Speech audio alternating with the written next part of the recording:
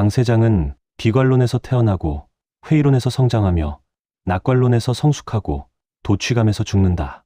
거리에 피가 흘러넘칠 때 가장 큰 돈을 벌 수 있다는 사실을 아십니까? 이 한마디를 평생 가슴에 새기고 살았던 한 투자자가 있습니다.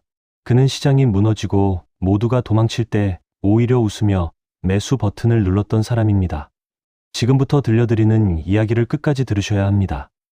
왜냐하면 지금 이 순간 우리가 겪고 있는 증시의 모습이 그가 평생 연구했던 폭락의 패턴과 너무도 닮아 있기 때문입니다. 만약 지금 손실을 보고 계신 분이라면 더더욱 끝까지 들으셔야 합니다. 이 안에 여러분의 손실을 뒤집을 단서가 들어있을지도 모릅니다. 증시는 주기적으로 투자자들에게 엄청난 기회를 제공합니다. 그런데 이상하게도 인간은 이 기회가 찾아올 때마다 가장 무관심하고 가장 두려워합니다. 다른 사람들이 낙담하여 주식을 내던질 때 묵묵히 사 모으는 사람만이 결국 엄청난 수익을 손에 쥐게 됩니다. 이 단순한 진리를 알고 있음에도 실천하지 못하는 이유가 무엇일까요? 그것은 바로 싸다는 것의 진짜 의미를 모르기 때문입니다. 많은 사람들이 기업의 가치를 정밀하게 계산해서 그 가치보다 낮은 가격의 주식을 사는 것이 가치 투자라고 생각합니다. 하지만 평생 동안 시장을 관찰해온 투자자는 전혀 다른 이야기를 합니다. 주식이 싸지는 이유는 단 한 가지뿐이라는 것입니다. 바로 투자자들이 그 주식을 내다 팔기 때문입니다. 기업이 나빠서가 아니라 그저 너도 나도 팔아치우기 때문에 가격이 떨어진다는 뜻입니다. 그렇다면 싸게 사는 유일한 방법도 명확해집니다. 모두가 팔 때 사는 것입니다.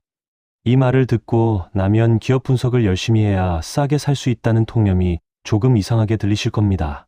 이 투자자가 평생을 통틀어 가장 강조했던 한 문장이 있습니다. 매우 싼 주식을 계속 찾고 매수하라는 것입니다. 여기서 주목해야 할 것은 그냥 싼 주식이 아니라 매우 싼 주식이라는 표현입니다. 그리고 좋은 주식을 사라는 말이 아니라는 점도 중요합니다. 좋은 기업을 골라내는 능력보다 더 중요한 것은 가격이 비정상적으로 낮아진 순간을 포착하는 능력이라는 것입니다. 실제로 그는 손익계산서와 대차대조표를 정밀하게 분석하고 회계부정을 찾아내는 똑똑한 사람들이 시장에 넘쳐난다고 말합니다. 하지만 그런 능력은 의외로 투자 성공에 결정적이지 않다고 강조합니다. 정말 중요한 것은 어리석은 행동을 하지 않는 능력입니다. 이것은 카드 게임과도 닮아 있습니다. 상대방의 패를 분석하는 것보다 상대방이 허세를 부리는 순간을 알아채고 그 순간에 결정적으로 베팅하는 것이 훨씬 강력한 무기가 됩니다. 시장도 마찬가지입니다. 시장이 허세를 부리다가 패를 드러내는 순간 움직이면 됩니다. 여기서 핵심 키워드가 등장합니다. 바로 관망하며 기다리는 것입니다. 지켜보고 기다리는 행동이야말로 평범한 사람과 성공하는 투자자를 가르는 가장 중요한 분기점입니다. 보통 사람들은 전망이 가장 밝을 때 뛰어듭니다. 모두가 좋다고 말하는 분야의 직업을 구하고 모두가 유망하다고 떠드는 종목에 돈을 넣습니다. 그리고 역사적으로 그런 사람들은 대부분 돈을 잃었습니다. 왜 그럴까요? 비싸게 샀기 때문입니다. 주식이 비싸지는 이유 역시 단 하나입니다. 모두가 사기 때문입니다. 지금 손실을 보고 계신 분이라면 솔직히 자신에게 한번 물어보셔야 합니다. 남들이 다 팔 때 샀는지 아니면 남들이 다 살 때에 따라서 샀는지 말입니다. 만약 후자였다면 앞으로는 반드시 방향을 바꿔야 합니다. 이 투자자의 인생 자체가 싸게 사는 철학으로 가득 차 있었습니다. 결혼 직후부터 그는 수입의 절반을 꾸준히 저축했고 그 돈으로 투자의 씨앗을 만들었습니다. 그리고 부부가 함께 일상생활에서도 철저하게 할인된 물건만을 찾아다녔습니다. 단순히 싸다 싶은 물건이 아니라 실제 가치보다 압도적으로 할인된 물건을 찾는 것이 그들의 목표였습니다. 그가 말하는 훌륭한 거래는 실제 가치의 80% 정도 할인된 가격에 사는 것이었습니다. 물론 그 정도로 할인된 자산을 찾는 일은 결코 쉽지 않습니다. 하지만 그 정도는 되어야 목표로 삼을 가치가 있다고 그는 단언했습니다. 평소 100에 거래되던 주식이 어느 날 20에 거래된다면 누구나 당장 사고 싶어질 것입니다. 그런데 그 주식이 왜 20까지 떨어졌을까요? 모두가 내다 팔았기 때문입니다. 아무도 거들떠보지 않는 순간 그 주식을 용기 있게 주워 담은 사람이 결국 최후의 승자가 되었습니다. 여기서 또 하나 강조해야 할 키워드가 바로 시장에서 물러나 지켜보는 지혜입니다. 수많은 사람들이 저가 매수를 할 수 있도록 시장이 크게 흔들리길 바랍니다. 그런데 실제로 지수가 하루에 20% 넘게 폭락했을 때조차 주식을 사는 사람은 그리 많지 않았습니다. 이유는 단순합니다. 아무도 사고 싶지 않은 주식을 대다수가 동시에 매수하는 일은 현실적으로 불가능하기 때문입니다. 그래서 그 순간이야말로 가장 적은 사람이 매수하는 시간이며 동시에 가장 저렴하게 매입할 수 있는 최적의 시간입니다. 투자자들은 항상 전망이 좋은 종목이 무엇인지를 묻습니다. 하지만 그것은 잘못된 질문입니다. 진짜 던져야 할 질문은 전망이 가장 좋지 않은 종목이 무엇인지입니다. 전망이 가장 밝은 분야를 피하는 일은 인간의 본능에 정면으로 반하는 행동이기 때문에 결코 쉽지 않습니다. 우리는 모두 날씨 좋은 날 외출하고 싶어하고 전망 좋은 직업을 갖고 싶어합니다. 그런데 이상하게도 투자에서는 그렇게 하면 성공할 가능성이 줄어듭니다. 오히려 그 반대의 길을 걸어야 성공의 가능성이 커집니다. 잠재력은 있지만 현재 전망이 어두운 곳에 투자해야 진짜 큰 수익을 만들 수 있습니다. 중요한 결정을 내릴 때 가장 필요한 자질은 냉정한 판단력입니다. 감정에 휩쓸리지 않고 기계적으로 원칙을 지키는 능력이야말로 성공의 가장 중요한 요소입니다. 모두가 두려워할 때 적정 가격의 자산을 매수할 수 있는 안목을 가졌다면 이미 평균 이상의 수익을 올릴 준비가 끝난 셈입니다. 그리고 반드시 기억해야 할 것이 있습니다. 주가는 기업의 실제 가치와 무관하게 움직인다는 사실입니다. 과거 깊은 침체기 동안 주가는 끊임없이 상승과 하락을 오가며 등락을 거듭했습니다. 그렇다면 기업의 실질 가치도 그렇게 매일 출렁였을까요? 절대 그렇지 않습니다. 기업의 매출과 이익은 꾸준히 우상향하더라도 매수자와 매도자가 그 가치를 어떻게 평가하느냐에 따라 가격은 매일 들썩입니다. 심지어 어떤 사람들은 기업의 실제 가치는 전혀 고려하지 않고 단지 다른 사람이 팔기 때문에 따라 팔고 다른 사람이 사기 때문에 따라 사기도 합니다. 가격이 오르는 이유가 단지 가격이 오르고 있기 때문이라는 말은 곱씹어 볼수록 무서운 진실을 담고 있습니다. 이제 가장 중요한 신호, 바로 시장이 진짜 바닥에 다다랐는지를 확인하는 방법을 말씀드리겠습니다. 시장이 어떤 분위기에 있는지는 언론을 보면 쉽게 알 수 있습니다. 과거 어느 경제 매체는 주식이라는 자산 자체가 끝났다는 식의 자극적인 제목을 내건 적이 있습니다. 그 기사는 지나고 보니 가장 훌륭한 매수 시점을 알리는 신호였습니다. 만약 바닥에서 사고 싶다면 바로 이런 극단적인 절망의 기사가 쏟아질 때가 최고의 매수 시점입니다. 진짜 바겐헌터라면 이때가 기회임을 직감적으로 알아챕니다. 첫 번째 단서는 많은 사람들이 이미 주식을 떠나 다른 자산으로 옮겨갔다는 보도입니다. 무엇보다 바겐헌터가 되고 싶다면 대다수의 흐름을 그대로 따라가서는 안 됩니다. 정확히 말하면 대다수가 가지 않는 그곳으로 가야 성공할 수 있습니다. 두 번째 단서는 주식이라는 자산이 끝났다는 식의 극단적인 비관론입니다. 가장 비관적인 시점이 언제냐는 질문에 그는 이렇게 답했습니다. 100명 중 99명이 포기할 때까지 기다리라고 말입니다. 그때 남은 매수자는 바로 당신뿐일 것입니다. 시장의 마지막 보루조차 주식을 버리고 다른 자산으로 옮긴다는 소식이 들리면 그것은 숨겨둔 주식까지 모두 팔 준비가 끝났다는 신호입니다. 이론적으로 팔 사람이 모두 떠난 시장에는 결국 살 사람만 남게 됩니다. 그러니 마지막 매도자가 떠나는 순간을 포착하고 그 시점을 기점으로 시선을 돌려야 합니다. 영어에서 가장 비싼 대가를 치르게 하는 표현이 바로 이번만은 다르다는 말이라는 사실을 잊지 마셔야 합니다. 이번만은 다르다고 믿는 순간 인간은 가장 큰 손실을 치르게 됩니다. 증시의 역사는 끊임없이 반복됩니다. 새로운 기술이 등장하면 사람들은 열광하며 가격을 끌어올립니다. 그리고 그 열광이 극에 달하는 순간 거대한 거품이 만들어지고 결국 붕괴로 이어집니다. 이 패턴은 시대를 가리지 않고 똑같이 반복되어 왔습니다. 신규 상장 기업의 내부자들이 의무 보유 기간이 끝나는 시점에 대량으로 매도하면서 주가가 무너지는 현상도 그렇습니다. 인간의 탐욕은 시대가 바뀌어도 변하지 않기 때문에 이런 패턴은 신기할 정도로 비슷한 모습으로 되풀이됩니다. 매각 제한 기간이 끝나기 직전 내부자의 매도 압박을 예상하고 미리 대응하는 전략은 역사적으로 반복되는 인간의 탐욕을 역으로 활용하는 대표적인 사례입니다. 여기서 매우 실용적인 계산법을 하나 소개하겠습니다. 현재 주가의 5을 곱한 값을 향후 5년간 예상되는 누적 수익으로 나누는 방식입니다. 이 값이 둘보다 낮게 나온다면 정말로 싼 주식이라고 부를 수 있습니다. 이 계산을 직접 해보면 생각보다 많은 종목이 비싸다는 사실을 알게 되실 겁니다. 동시에 가끔은 예상치 못한 저평가 종목을 발견하게 되는 짜릿한 경험도 하게 되실 것입니다. 이 계산법을 단순히 알고 끝내지 말고 실제로 관심 있는 종목에 적용해 보시길 강력히 권합니다. 비교 매수법 역시 매우 중요한 전략입니다. 주식을 매도하기 가장 좋은 시점은 보유한 주식보다 훨씬 더 매력적인 대체 종목을 발견했을 때라는 것입니다. 다만 너무 자주 종목을 바꿔서는 안 됩니다. 보유 종목보다 50% 이상 저렴한 종목을 발견했을 때만 교체하라는 원칙을 지켜야 합니다. 그리고 이미 이루어진 수익에 안주하기보다 끊임없이 더 좋은 기회를 찾아 나서는 자세가 중요합니다. 마지막으로 가장 강력한 한마디를 남기고 싶습니다. 위기라는 한자는 위험과 기회라는 두 글자가 합쳐진 말입니다. 매수하기 가장 적절한 때는 바로 거리에 피가 낭자할 때입니다. 이것은 단순히 겁을 주려는 말이 아니라 가장 좋은 매수 기회는 항상 위기 직후에 찾아온다는 뜻입니다. 나쁜 소식이 발표되면 수많은 사람들이 하늘이 무너진다며 패닉에 빠집니다. 하지만 역사가 반복적으로 증명해왔듯이 시장은 절대 완전히 붕괴되지 않았습니다. 언론이 투자자들의 두려움을 증폭시킨다면 그것은 오히려 하늘이 준 기회로 받아들여야 합니다. 만약 지금 손실을 보고 계시더라도 진짜 기회가 찾아온다면 반드시 그 기회에 승부를 걸어야 합니다. 지금 당장 해야 할 일은 명확합니다.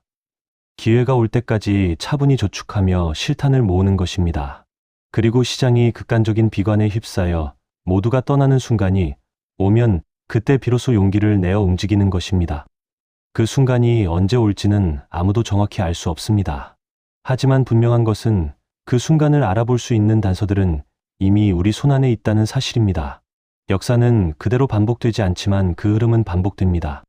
그리고 주식 투자에서 가장 위험한 말은 언제나 이번만은 다르다는 말이라는 것을 가슴 깊이 새기시길 바랍니다.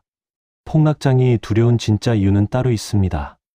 사람들은 가격이 떨어지는 것 자체를 두려워한다고 생각하지만 실제로는 그렇지 않습니다.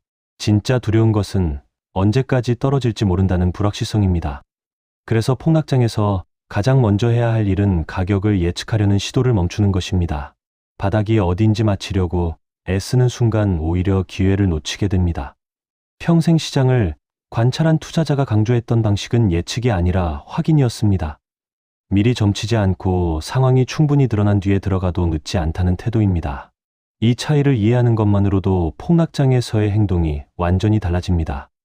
예측하는 사람은 항상 너무 빨리 들어가서 추가 하락을 견디지 못하고 흔들리지만 확인하는 사람은 신호가 충분히 쌓인 다음에 움직이기 때문에 흔들림이 훨씬 적습니다.